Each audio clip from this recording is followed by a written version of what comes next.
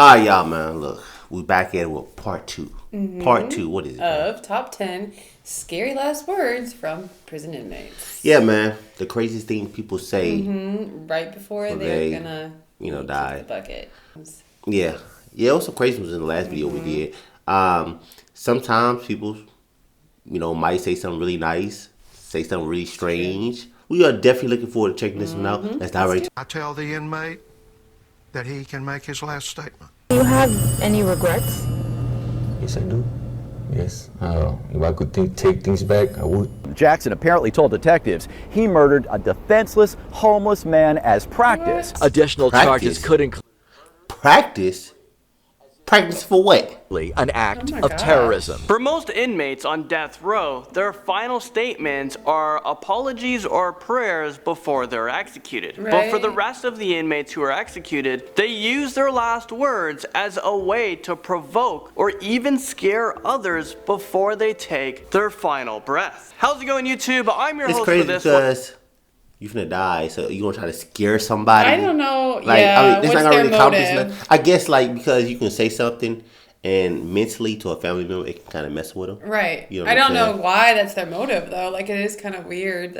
Why scare them more? Yeah. What's the point? When Landon, do not sing, because you guys absolutely do not want me to sing. I'm terrible. And today we're going to be hearing about some pretty terrifying last words from prison inmates who were sentenced to death. If you guys missed part 1, make sure you guys click right over here after you watch this video. We'll also put that link in the description down below. So without further ado, here are the top 10 scary last words from prison inmates, part 2. Starting off this morbid list, and at number 10, we have a burning statement. Jose Villegas was convicted of murdering his ex-girlfriend, her young son, and her mother 13 years ago, and he was sentenced to be executed. He was also convicted for making terroristic threats to kill women, burglary, and possessing inhalants. His attorney argued that the stabbings weren't intentional because he was mentally ill. Keep in mind that the Supreme Court prohibits the execution of mentally impaired people, but the Supreme Court denied their appeals because they said that previous examinations of Jose Villegas showed no mental impairment. And they also argued that his lawyers had 10 years to bring up his mental impairment, but they didn't until just days before his scheduled execution. So as the medical technician inserted the lethal drug, he said, "It does kind of burn.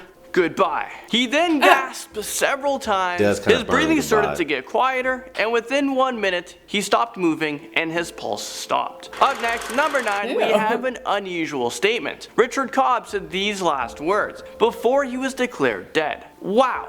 This is great. This is awesome. Thank you, Warden." Well, happy about it? My man got tired of living. That's what that was. I don't know. Or was he just basically faking, trying to be like, you didn't get me, I'm happy about this kind of thing, whatever and stuff like that. Yeah, it's weird as... It's very odd. It seems like he actually was enjoying being executed. Witnesses looking through the glass in a small confined room. He looked calm, looking up at the ceiling. I expected him to have some remorse, which I didn't. He didn't have any. I didn't have any. The witnesses in the room were left confused and unfulfilled. It's like he did this on purpose because he didn't want the victim's family to get closure. Richard Cobb actually spent a decade on death row for murdering a man who abducted and later killed during a convenience store robbery. After the drug entered his system, his head hit the pillow and his neck twisted with his mouth wide open. 15 minutes later, he was declared dead. Moving up this list, or down this list, depends on how you see it. At number 8, we have Joshua Bishop. During his final moments alive, he said, "I feel it. I don't know about you guys, but the statement gives me the chills. When I was reading inmates' last words, a lot of them actually say that they feel the drug entering their body and that they can feel that death is near." That is just something so unsettling about the statements that I cannot... Yeah, I mean, it could be probably true. I think it can be true, because it might be sometimes some of the drugs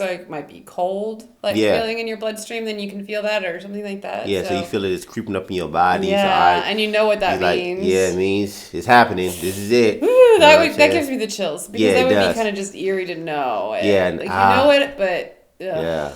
What's going to happen on the other side? Where are you going to? not explain. On the night on June 24th, 1994, he had spent the night drinking and smoking crack with 2 other people. He tried to steal car keys from Leverett Morrison, who was sleeping at the time, but things didn't go according to plan. Joshua Bishop beat Leverett Morrison to death and dumped his body between 2 trash cans and burned his Jeep. He was arrested within 24 hours after the murder, and he quickly confessed and immediately began to show remorse. However, after the trial, he was convicted and sentenced to die by lethal injection. His lawyers tried to appeal this decision by saying that he is a reformed man and he has turned all of a sudden somehow into a model citizen. They even submitted written statements by the victim's family saying that they... Yeah, the problem is... This one does seem a little, to me... Yeah, he was under influence. Yeah. So it kind of made him do some crazy things. Not excusing it at all. No, not at all. But I'm not sure that he deserved the death penalty for that personally. It's just like a drunk driver. Exactly. They crash and hit somebody, you know what I'm saying? Even though they still are responsible for it, and they still should, pay death to society, but like give death penalty. He was more brutal because he beat someone to death. Yeah. That's why they might be looking at it as... Once he was rehabbed, he could have had a second chance. Yeah, he could have. But maybe they want to make it... It's not like a serial killer kind of thing. Yeah, like a psychopath. Didn't want to have him executed, but all of the appeals were denied. A hellish statement makes its way onto this list at number 7. Lavinia Fisher said, "If you have a message and want to get it to hell, give it to me. I'll carry it." Is this real life right now? Well, I guess she knew exactly where she was heading. It wasn't up. It is argued that she is the first woman serial killer in the United States, and she was arrested and sentenced to death by hanging. But she never actually killed anyone. According to the story, Lavinia and her husband ran an inn just outside of Charleston. When a single person checked in, Lavinia would use her charm to gain their trust. So her husband will murder them, right? I think probably, yeah.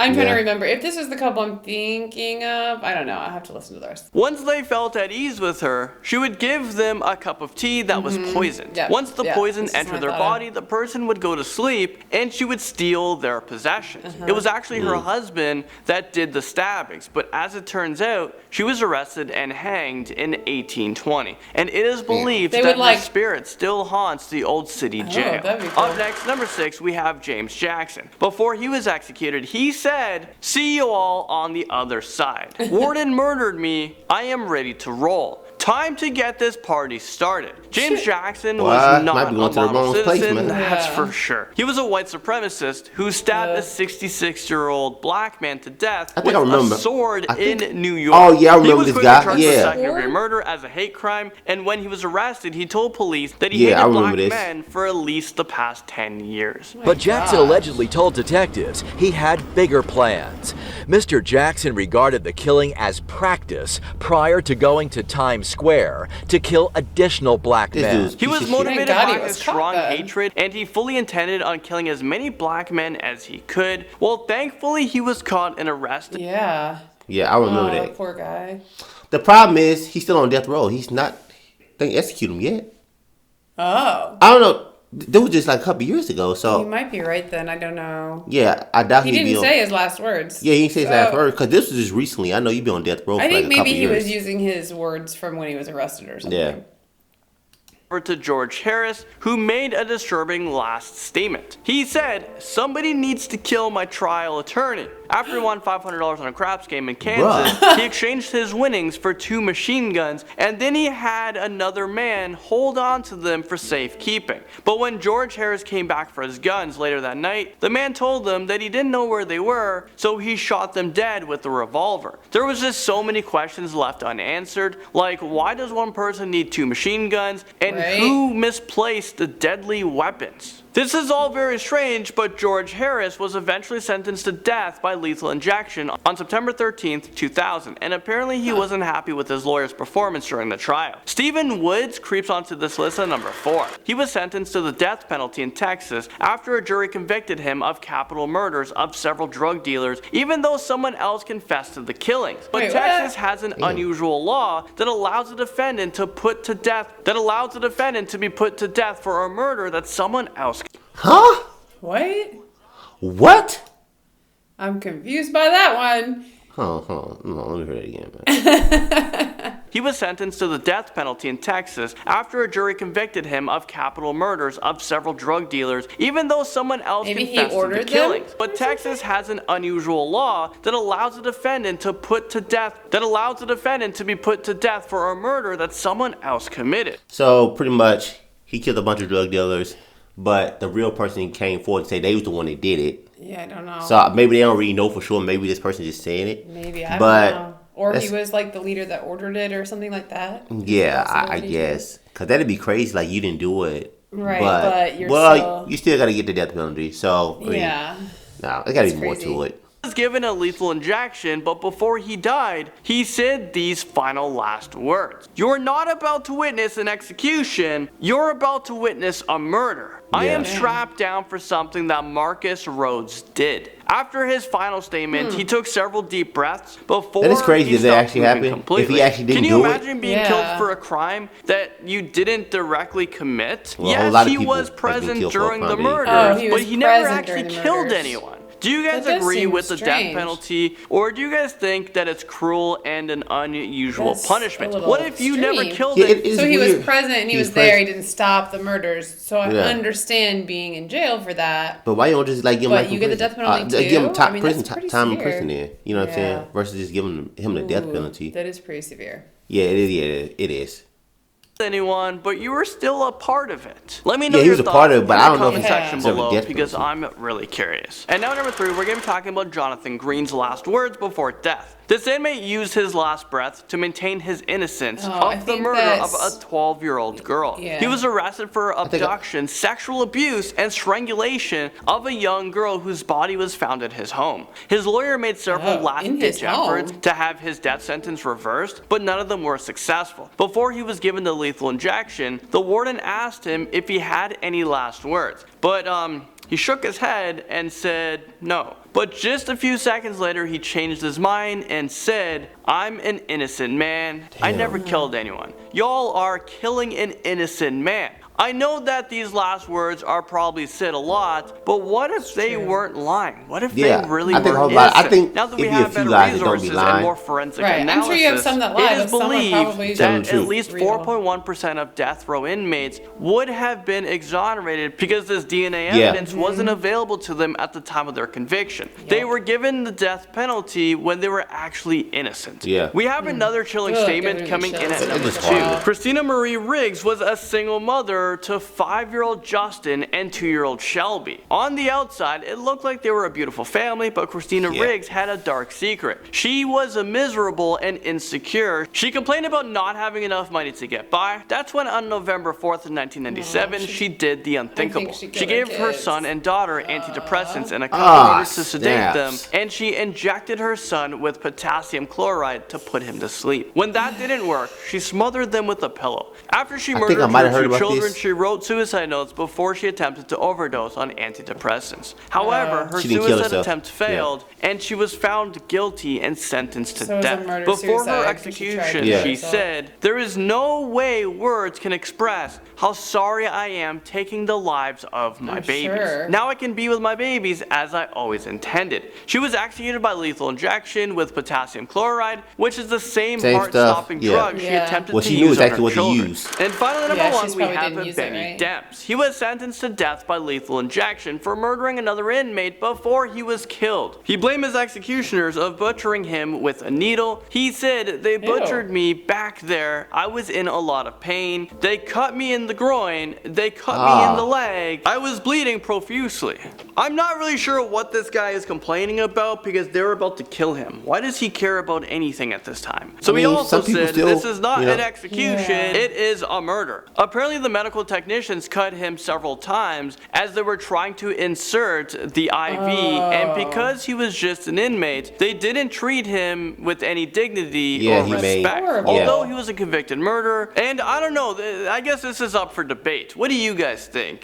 Do convicts who are about to be put to sleep, for a crime they committed, should they be treated right? Should they be treated the right way? They're still human. Yeah, they're still human beings. You know what I'm saying? And they need to pay for their crimes, but you still need to treat them as human beings at the end of the day. Exactly. You know what I'm saying? Still You don't want to treat them like humane animals and treatment. stuff like that. I mean, how many of them have like changed and you know they do? Some of them don't. We've seen that. Some don't regret. Some people what don't has change, happened, but a there lot are of them some do. people out there that really are sorry for the crime they committed. You know what I'm saying? And you still should like treat them like human beings and stuff. But that's crazy. I don't know. I don't think so. Well, this man is about to die anyway. Is he suffering enough? Should he be treated fairly as a human being up until death? So for his last meal, he ordered barbecue chicken and beef, french fries, salads, Spanish rice, cherry vanilla, and butter pecan ice cream. I guess, man, if you're going to order, man, order all you can, man. Yeah. Get everything, man. I mean, whatever you've been craving, might as well enjoy it. Go all out with a bang, man. But yeah, you know, this is crazy. You know? There's always, I tell you, I feel like people's last words always like run the gamut. You know what I mean? Like they're from anything to like, I'm still innocent. To, you know, I'm sorry, I didn't mean to do this. I've changed. Yeah. I don't know. But you know, they don't really care. They feel like, well, you took a life, you deserve to get your life taken. The eye for an eye stuff. Some people are because of DNA evidence. You know what I'm saying? Some people would have been exonerated and stuff. They come back, this person really didn't do it. Well, this person's gone now. And we didn't have that. They didn't have that technology back then. So it's scary to think about. I think certain times when it happened, maybe they pay their family some money or whatever. Yeah, they might, I don't know if it's always the case, but let's think about the death penalty. That's why I'm not really for it. You know, people say, well, it's only 4% of people. You know what I'm saying? That die. I don't care. You know, 4% is taking somebody away. You know, exactly. Hit that thumbs up button. It's your Memorial B. And Nicole. I'm gonna catch you on the next day. Awesome. Peace and love.